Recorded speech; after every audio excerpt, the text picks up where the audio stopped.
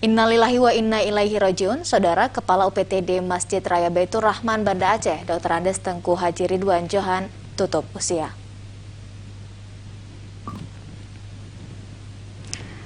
Ridwan Johan meninggal dunia di Rumah Sakit Umum Zainul Abidin Banda Aceh hari ini pukul 14 waktu Indonesia Barat. Kepergian Kepala UPTD Masjid Raya Baitur Rahman ini mengejutkan semua pihak.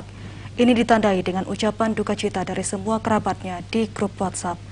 Salah satunya, bidang pemberitaan TVRI Aceh mengucapkan bela sungkawa dan duka cita atas berpulang ke rahmatullah sosok orang baik di kalangan wartawan.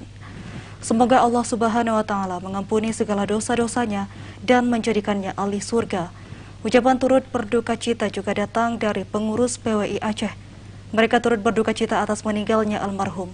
Semoga Allah menempatkannya di tempat yang paling indah bersama orang-orang beriman dan keluarga yang ditinggalkan diberi kesabaran dalam menerima cobaan ini.